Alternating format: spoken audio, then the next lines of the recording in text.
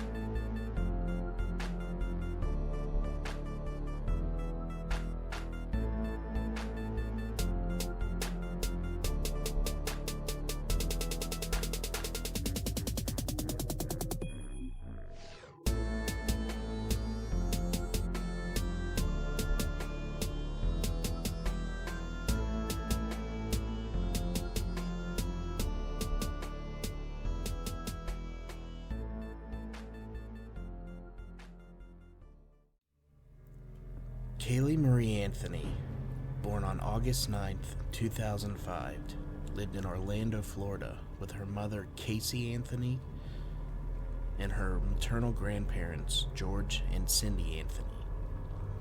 On July 15th, 2008, she was reported missing in a 911 call made by Cindy, who said that she had not seen Caylee for 31 days, and that Casey's car smelled like a dead body had been inside it. Cindy said that Casey had given varied explanations as to where Caylee's whereabouts before finally telling her that she had not seen Caylee for weeks. Casey lied to detectives, telling them Caylee had been kidnapped by a nanny on June 9th, and that she had been trying to find her, too frightened to alert the authorities. She was charged with first-degree murder in October of 2008, and pled not guilty. On December 11th, 2008, 2-year-old Caylee's skeletal remains were found with a blanket inside of a laundry bag in a wooded area near the Anthony family's house. Investigative reports and trial testimony varied between duct tape being found near the front of the skull and on the mouth of the skull.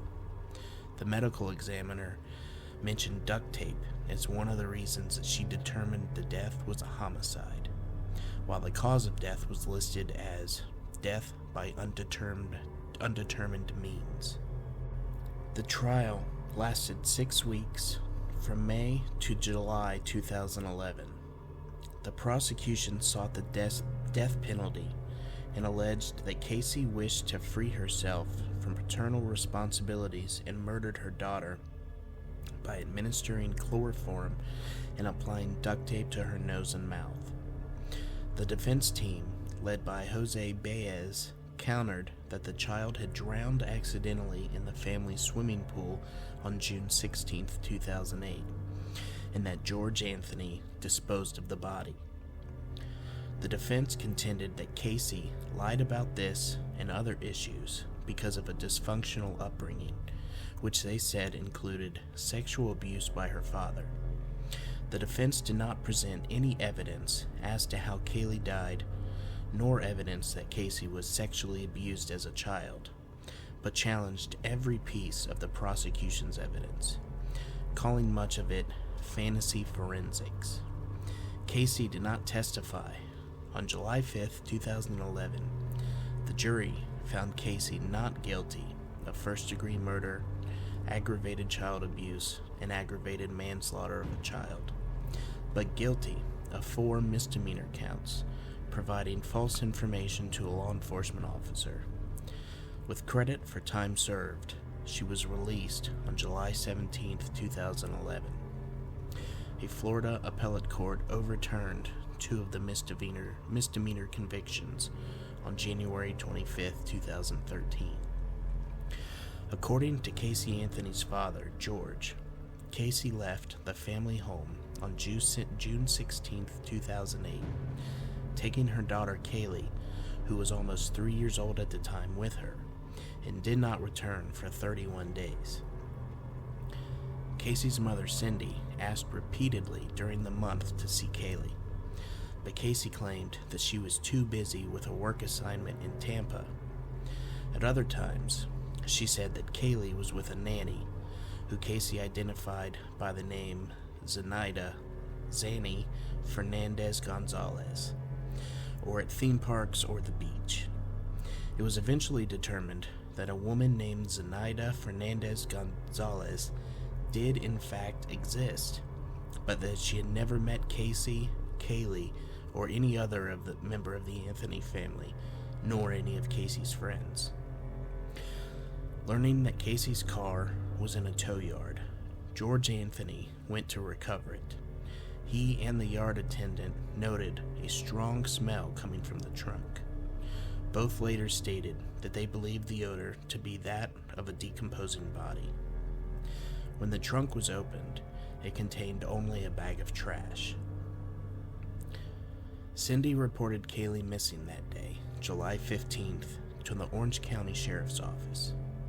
During the same telephone call, Caylee confirmed to the 911 operator that Caylee had been missing for 31 days. Sounding distraught, Cindy said, "There is something wrong. I found my daughter's car today, and it smells like there's been a dead body in the damn car." When Detective Yuri Melik of the Orange County Sheriff's Department began investigating Caylee's disappearance, he found discrepancies in Caylee's signed statement. When questioned, Caylee said Caylee had been kidnapped by Zenaida, whom she identified as Zani, Caylee's nanny. Although Caylee had talked to her, Zani had never been seen by Caylee's family or friends.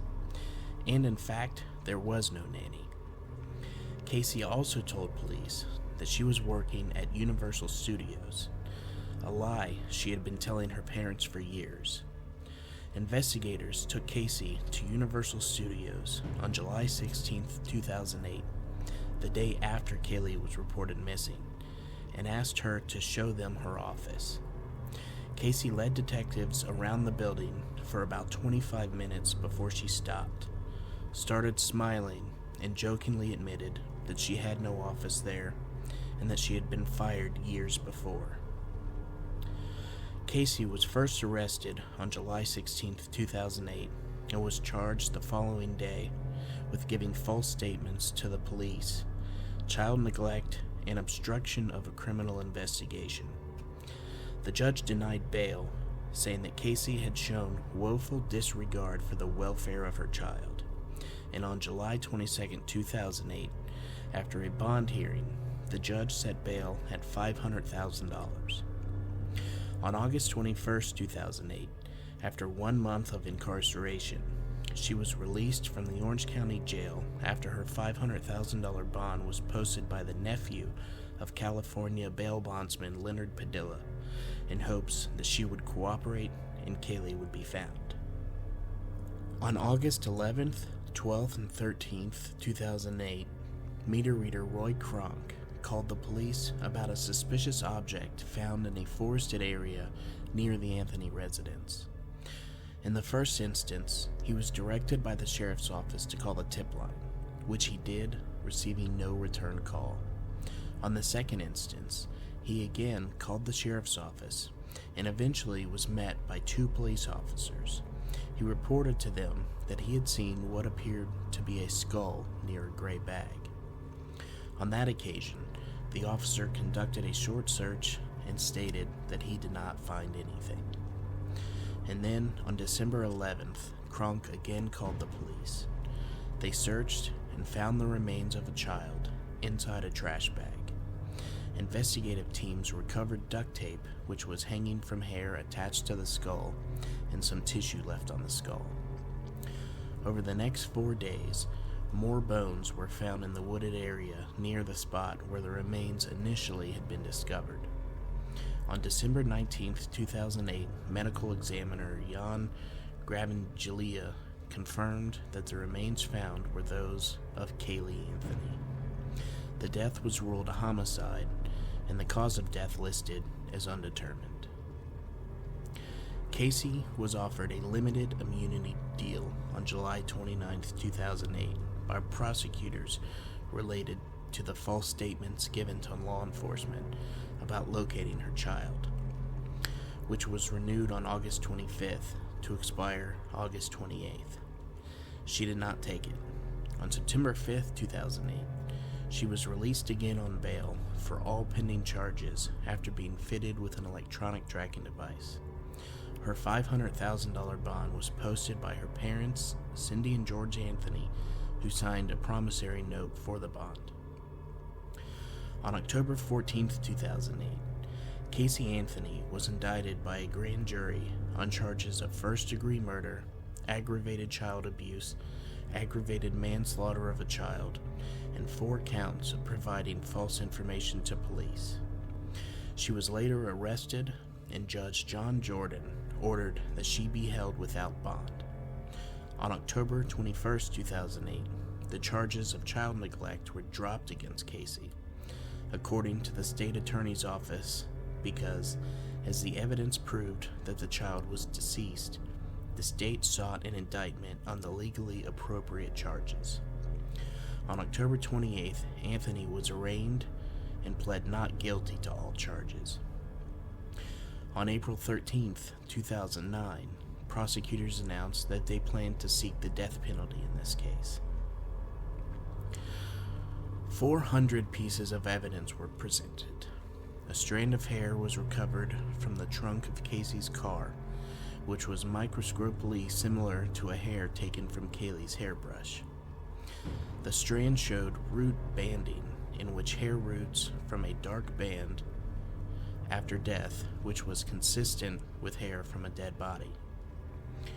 Kronk, who discovered the remains, repeated the same basic story that he had told the police.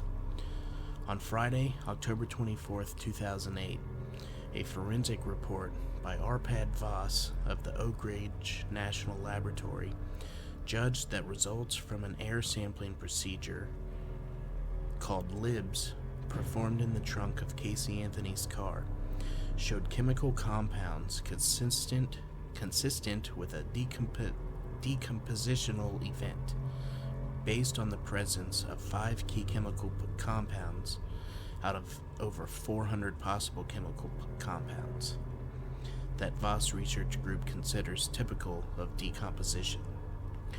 Investigators stated that the trunk smelled strongly of human decomposition, but human decomposition was not specified on the laboratory scale. The process has not been affirmed by a Daubert test in the courts. Voss's group also stated that there was chloroform in the car trunk. In October of 2009, officials released 700 pages of documents related to the Anthony investigation, including records of Google searches of the terms neck-breaking and how to make chloroform on a computer accessible to Casey, presented by the prosecutors as evidence of a crime. According to detectives, crime scene evidence included residue of a heart-shaped sticker found on duct tape over the mouth of Caylee's skull. However, the laboratory was not able to capture a heart-shaped photographically after some duct tape was subjected to dye testing. A blanket found at the crime scene matched Caylee's bedding at her grandparents' home. Among photos entered into evidence was one from the computer of Ricardo Morales, an ex-boyfriend of Caylee Anthony, depicting a man leaning over a woman with a rag, captioned, "Win her over with chloroform." Prosecution witness John Dennis Bradley software, developed for computer investigations, was used by the prosecution to indicate that Casey has conducted extensive computer searches on the word chloroform 84 times, and to suggest that Anthony had planned to commit murder. He later discovered that a flaw in the software misread the forensic data, and that the word chloroform had been searched for only one time, and the website in question offered information on the use of chloroform in the 19th century. The lead prosecutor in the case was Assistant State Attorney Linda Burdick. Assistant State Attorneys Frank George and Jeff Ashton completed the prosecution team. Lead counsel for the defense was Jose Baez, a Florida criminal defense attorney. Attorneys J. Chesney Mason, Dorothy Clay Sims, and Ann Fennell served as co-counsel. During the trial, attorney Mark Lippman represented George and Cindy Anthony. Jury selection began on May 9, 2011, at the Pinellas County Criminal Justice Center in Clearwater, Florida, because the case had been so widely reported in the Orlando area. Jurors were brought in from Pinellas County to Orlando. Jury selection took longer than expected and ended on May 20, 2011, with 12 jurors and 5 alternates being sworn in. The panel consisted of 9 women and 8 men. The trial took 6 weeks, during which time the jury was sequestered to avoid influence from information available outside of the courtroom. The trial began on May 24, 2011, at the Orange County Courthouse with Judge Belvin Perry presiding. In the opening statements, lead prosecutor Linda Burdick described the story of the disappearance of Caylee Anthony day by day. The prosecution alleged an intentional murder, and sought the death penalty against Caylee Anthony. Prosecutors stated that Anthony used chloroform to render her daughter unconscious before putting duct tape over her nose and mouth to suffocate her, and left Caylee's body in the trunk of her car for a few days before disposing of it. They characterized Anthony as a party girl who killed her daughter to free herself from parental responsibility and enjoy her personal life. The defense, led by Jose Baez, claimed in opening statements that Caylee drowned accidentally in the family's pool on June 16th and was found by George Anthony, who told Casey she would spend the rest of her life in jail for child neglect, and then proceeded to cover up Caylee's death. Baez argued this is why Caylee Anthony went on with her life and failed to report the incident for 31 days. He alleged that it was the habit of a lifetime for Caylee to hide her pain and pretend that nothing was wrong, because she had been sexually abused by George Anthony since she was 8 years old, and her brother Lee also had made advances towards her.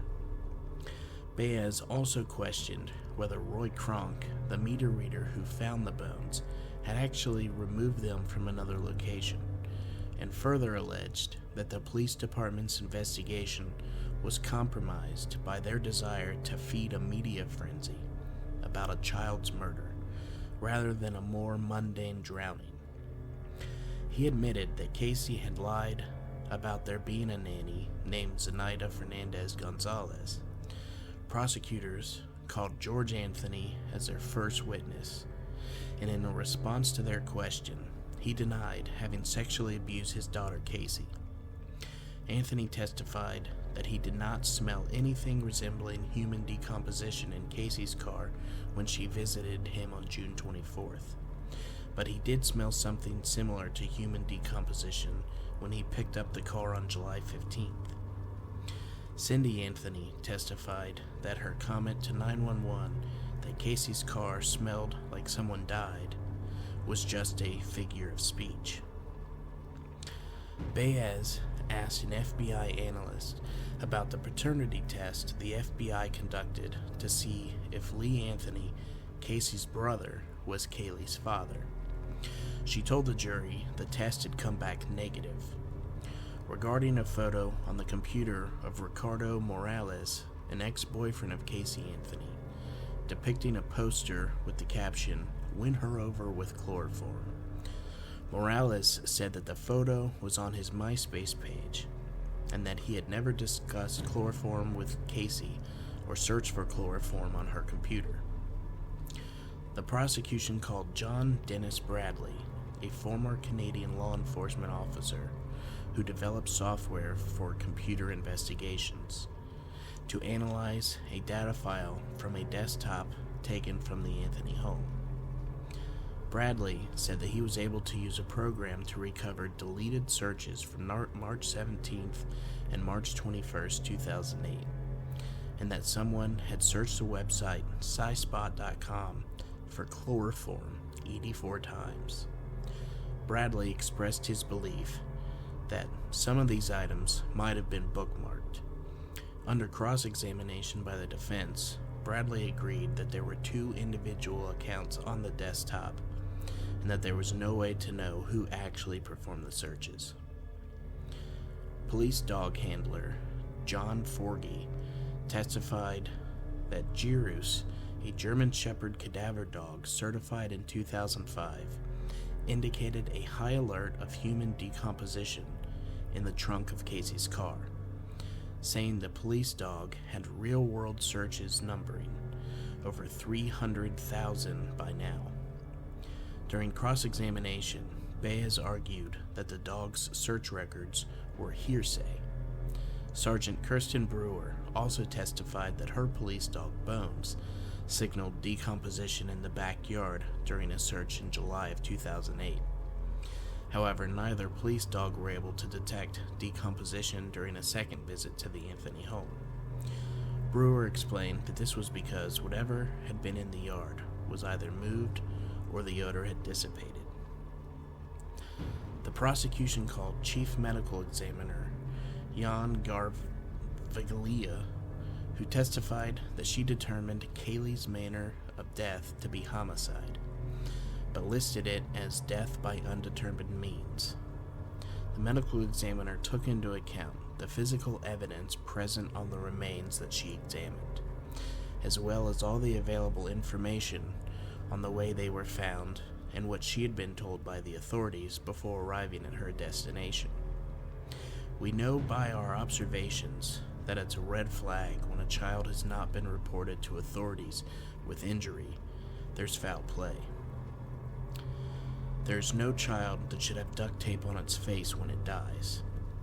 Additionally, the coroner addressed the chloroform evidence found by investigators inside the trunk of Casey's car, testifying that even a small amount of chloroform would be sufficient to cause the death of a child. University of Florida professor and Human Identification Laboratory director Michael Warren was brought on by the prosecution to present a computer animation of the way the duct tape could have been used in the death of the child, which the defense objected to hearing.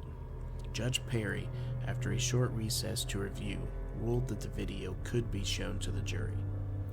The animation featured a picture of Caylee taken alongside Casey, superimposed with an image of Caylee's decomposed skull and another with a strip of duct tape that was recovered with her remains.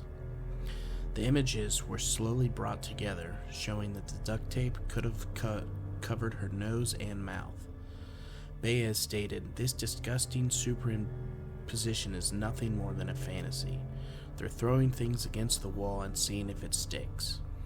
Jurors were seen taking notes of the imagery, and Warren testified that it was of his opinion that the duct tape found with Caylee's skull was placed there before her body began decomposing. FBI latent print examiner Elizabeth Fontaine testified that adhesive in the shape of a heart was found on a corner of a piece of duct tape that was covering the mouth portion of Caylee's remains during the ultraviolet testing. Fontaine examined 3 pieces of duct tape found on Caylee's remains for fingerprints and said that she did not find any fingerprints but did not expect to, given the months the duct tape in the remains had been outdoors and exposed to the elements. stressing that any oil or sweat from a person's fingertips would have long since deteriorated. Although Fontaine showed the findings to her supervisor, she did not initially try to photograph the heart-shaped adhesive, explaining, "When I observe something is unexpected, I note it and continue with my examination." During the defense's cross-examination, Fontaine explained that when she examined the sticker evidence a second time, after subjecting the tape to dye testing, it was no longer visible. She said that other FBI agents had tested the duct tape in the interim. The defense called 2 government witnesses who countered prosecution witness testimony about the duct tape.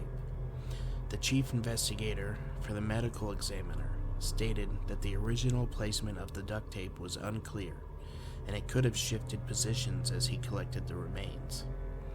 Cindy Anthony testified that their family buried their pets in blankets and plastic bags, using duct tape to seal the opening.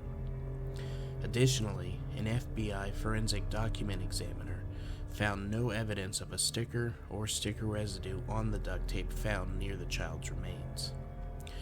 The defense called forensic pathologist Dr. Werner Spitz, who performed a second autopsy on Caylee after the original coroner, and challenged her autopsy report.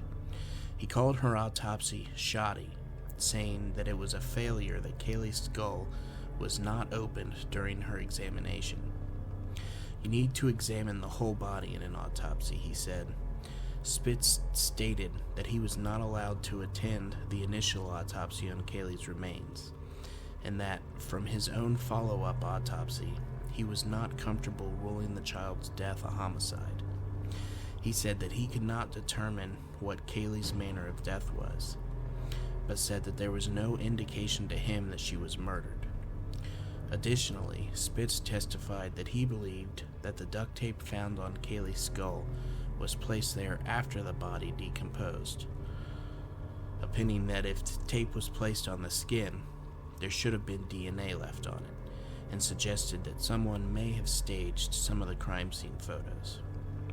"The person who took this picture, the person who prepared this, put the hair there," stated Spitz. When asked by Ashton during cross-examination, "So your testimony is the medical examiner's personnel took the hair that wasn't on the skull and placed it there?" Spitz answered, "It wouldn't be the first time, sir. I can tell you some horror stories about that." On June 23rd, Baez called Cindy Anthony to the stand, who told jurors that she had been the one who performed the chloroform search on the family computer in March of 2008. The prosecution alleged that only Casey could have conducted this search, and the others because she was the only one home at the time. When asked by prosecutors how she could have made the internet searches when employment records show she was at work, Cindy Anthony said despite what her work timesheet indicates, she was at home during these time periods because she left from work early during the days in question. Bradley alerted prosecutor Linda Burdick and Sergeant Kevin Stinger of the sheriff's office the weekend of June 25th about the discrepancy in his software, and volunteered to fly to Orlando at his own expense to show them. On the same day, the judge temporarily halted proceedings when the defense filed a motion to determine if Anthony was competent to proceed with trial. The motion states the defense received a privileged communication from their client which caused them to believe that Mrs. Anthony is not competent to aid and assist in her own defense. The trial resumed on June 27th when the judge announced that the results of the psychological evaluations showed that Caylee Anthony was competent to proceed. In later testimony about air samples, Dr. Ken Furton, a professor of chemistry at Florida International University, stated that there is no consensus in the field on what chemicals are typical of human decomposition. Judge Perry ruled that the jury would not get to smell air samples taken from the trunk. The prosecution stated that they discussed Bradley's software discrepancy with Baez on June 27th, and he raised the issue in court testimony. Baez also asked Judge Perry to instruct the jury about this search information, but prosecutors disputed this and it was not done. Also, on June 27th, the defense called two private investigators who had searched the area in November of 2008 where the body was later found. The search was videotaped, but nothing was found. On June 28th, the defense called a Texas EcuSearch team leader who did two searches of the area and found no body. The defense then called Roy Kronk, who recounted the same basic story that he told police about his discovery of Caylee's remains in December 2008. He acknowledged receiving $5,000 after the remains were identified, but denied that he told his son that finding the body would make him rich and famous. The next day, his son testified he had made such statements. On June 30th, the defense called Crystal Holloway, a volunteer in the search for Caylee, who stated that she had had an affair with George Anthony, that he had been to her home, and that he had texted her, "Just thinking about you, I need you in my life." She told the defense that George Anthony had told her that Caylee's death was an accident that snowballed out of control. Under cross-examination by prosecutors, they pointed to her sworn police statement in which she had said that George Anthony believed that it was an accident, rather than knowing that it was. In her initial report, Holloway reported George Anthony saying, "I really believed that it was an accident that just went wrong, and Caylee tried to cover it up." She said he had not told her that he was present when the alleged accident occurred. During redirect examination, Baez asked Holloway if George Anthony had told her that Caylee was dead while stating publicly that she was missing, to which she replied yes. In his earlier testimony, George Anthony had denied the affair with Holloway and said that he had visited her only once because she was ill. He said that he sent the text message because he needed everyone who had helped in his life. After Holloway's testimony, Judge Perry told jurors that it could be used to impeach George Anthony's credibility, but that it was not proof of how Caylee died, nor evidence of Caylee Anthony's guilt or innocence. The prosecution rested its case on June 15th after calling 59 witnesses for 70 different testimonies. The defense rested its case on June 30th after calling 47 witnesses for 63 different testimonies. Caylee Anthony did not testify.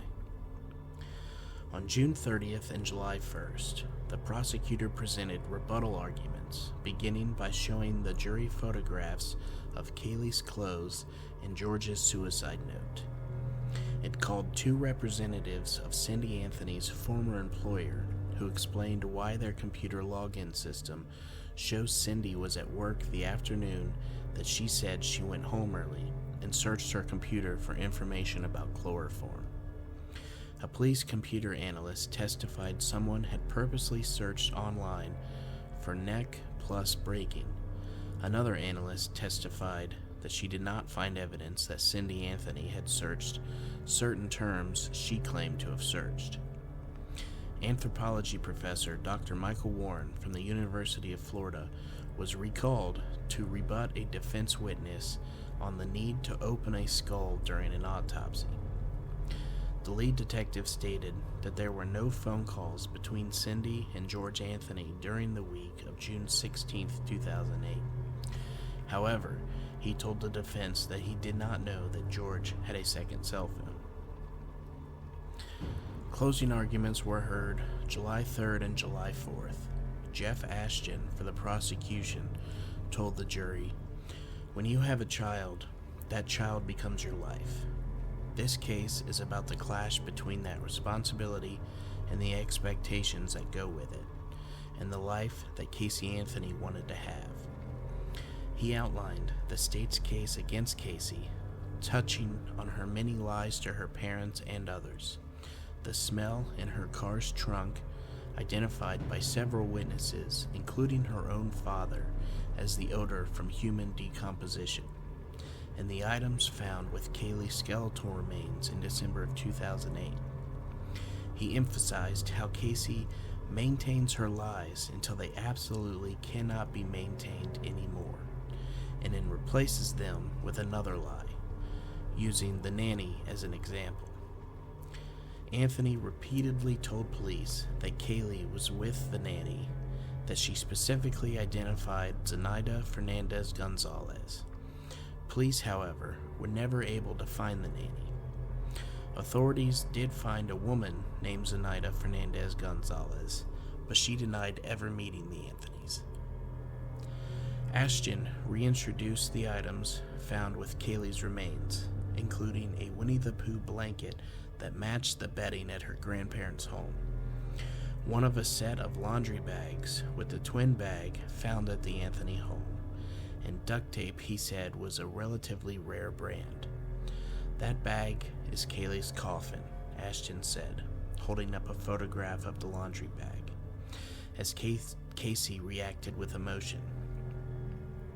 He further criticized the defense's theory that Caylee drowned in the Anthony pool, and that Casey and George panicked upon finding the child's body and covered up her death.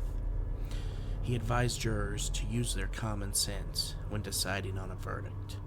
No one makes an accident look like murder, he said. Before closing arguments, Judge Perry ruled that the defense could argue that a drowning occurred due to the reasonable conclusions aided by witness testimony, but that arguing sexual abuse was not allowed, since there was nothing to support the claim that George sexually abused Casey. Baez began by contending that there were holes in the prosecution's forensic evidence, saying that it was based on a fantasy. He told the jury that the prosecution wanted them to see stains and insects that did not really exist, that they had not proven that the stains in Anthony's car trunk were caused by Caylee's decomposing body, rather than from a trash bag found in there. He added that the prosecutors tried to make his client look like a promiscuous liar because their evidence was weak. He said the drowning is the only explanation that makes sense, and showed jurors a photograph of Caylee opening the home's sliding glass door by herself.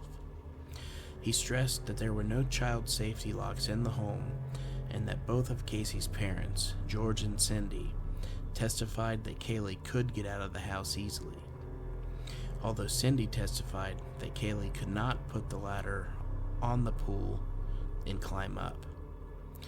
Baez alleged that Cindy may have left the ladder up the night before. She didn't admit to doing so in testimony, he said, but how much guilt would she have knowing that it was her that left the ladder up that day? Defense attorney Jose Baez told jurors his biggest fear was that they would base their verdict on emotions and not evidence. The strategy behind that is, if you hate her, if you think she's a lying, no-good slut, then you'll start to look at this evidence in a different light, he said. I told you at the very beginning of this case that this was an accident that snowballed out of control. What made it unique is not what happened, but who it happened to. He explained Caylee Anthony's behavior as being the result of her dysfunctional family situation.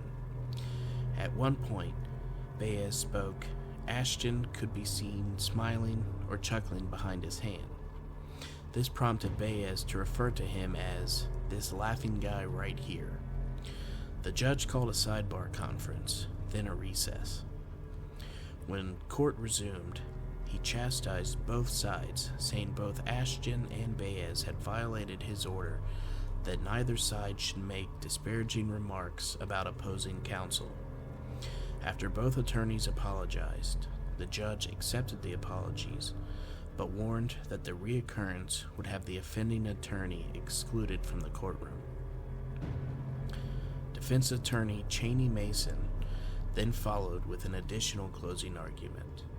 addressing the jury to discuss the charges against Caylee Anthony.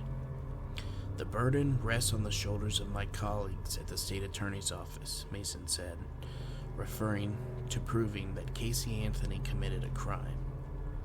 Mason said that the jurors are required, whether they like it or not, to find the defendant not guilty if the state did not adequately prove its case against Caylee Anthony. Mason emphasized that the burden of proof is on the state, and that Caylee Anthony's decision not to testify is not an implication of guilt. Lead prosecutor Linda Drain Burdick, in the prosecution rebuttal, told the jurors that she and her colleagues backed up every claim that they made in their opening statement 6 weeks ago, and implied that the defense never directly backed up their own opening statement claims. "My biggest fear is that common sense will be lost in all the rhetoric of the case," she said, insisting that she would never ask the jury to make their decision based on emotion, but rather the evidence.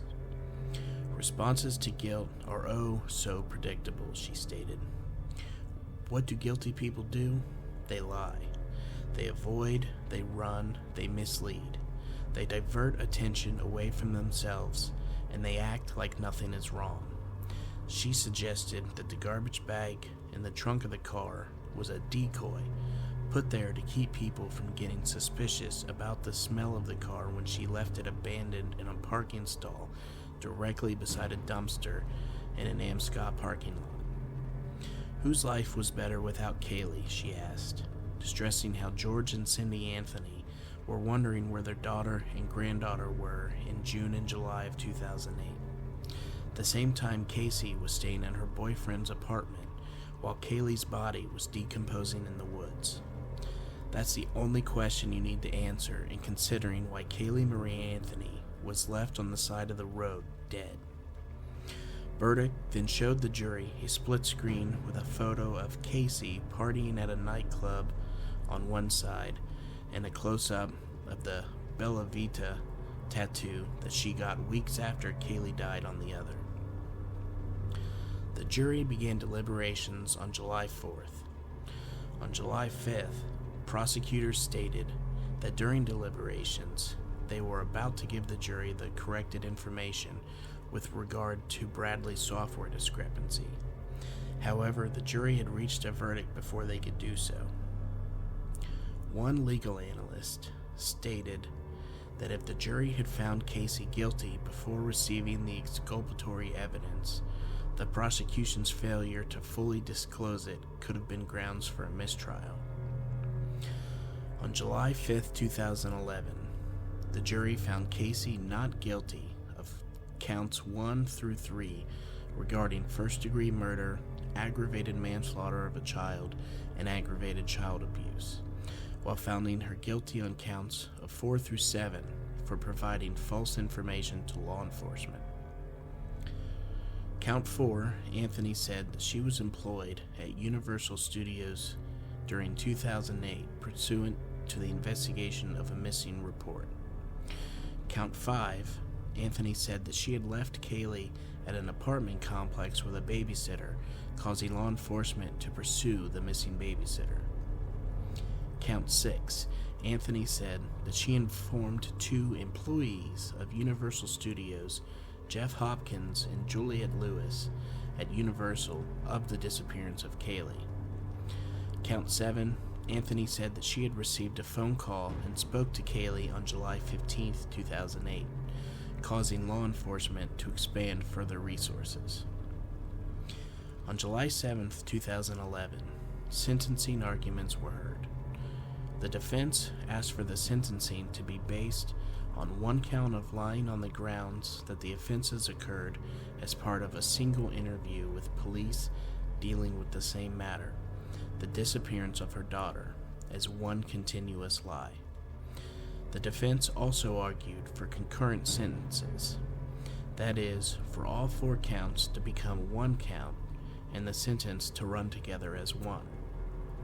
The judge disagreed with defense arguments, finding that Anthony's statements consisted of 4 distinct separate lies, ordered the sentences to be served consecutively, noting that law enforcement expended a great deal of time, energy, and manpower looking for Caylee Anthony. This search went on from July through December, over several months, trying to find Caylee Anthony's body. Judge Perry sentenced Casey to 1 year in the county jail and $1,000 in fines for each of the 4 counts of providing false information to a law enforcement officer, the maximum penalty prescribed by law. She received 1,043 days credit for time served plus additional credit for good behavior, resulting in her release on July 17, 2011. In September of 2011, Perry, complying with a Florida statute requiring judges to assess investigative and prosecution costs if requested by a state agency, ruled that Caylee Anthony must pay $217,000 to the state of Florida.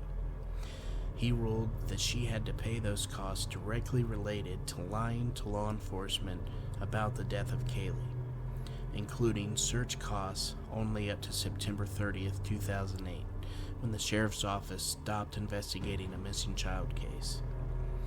In earlier arguments, Mason had called the prosecutor's attempts to exact the larger sum sour grapes because the prosecution had lost its case.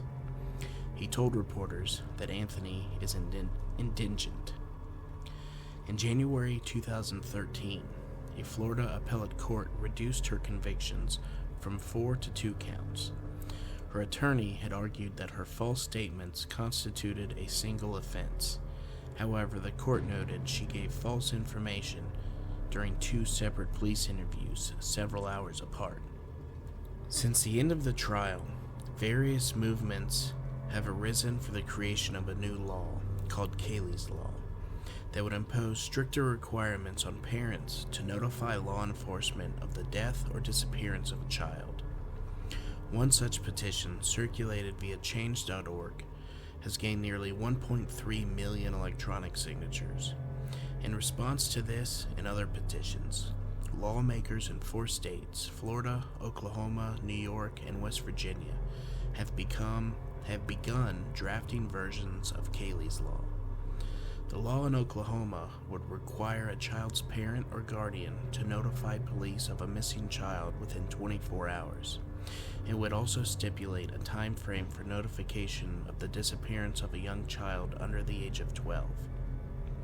The Florida law would make it a felony if a parent or legal guardian fails to report a missing child in a timely manner if they could have known the child would be in danger. The call for mandatory reporting laws has been criticized as being reactive, overly indiscriminating, and even counterproductive. One critic noted the law could lead to over-compliance and false reports by parents wary of becoming suspects, wasting police resources and leading to legitimate abductions going uninvestigated during the critical first few hours. Additionally, innocent people could get snared in the law for searching for a child instead of immediately calling the police.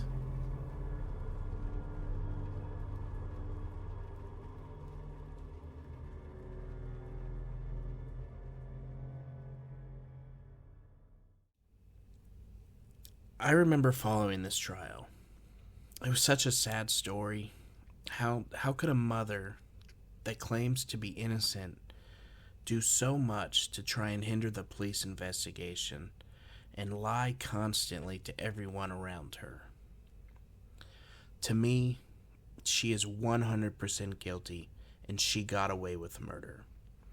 That poor little girl, robbed of a full life because her mother just couldn't grow up. Well, that is going to do it for today's episode. I hope that everyone enjoyed the story. If you could, please rate and review on Spotify and Apple Podcasts. A 5-star rating really helps others to find us. Make sure to join us on Facebook, follow us on Instagram, and subscribe on YouTube. If you do enjoy the podcast, please consider helping to support the show by subscribing on Patreon, with monthly bonus episodes being available from the $5 tier. Also, a quick bit of news. Next week will be an official week off for the podcast, but we will be back the following Friday with a brand new episode. Once again, thank you everyone for listening, and make sure to keep those doors and windows locked, and stay ready for Ohio Unsolved.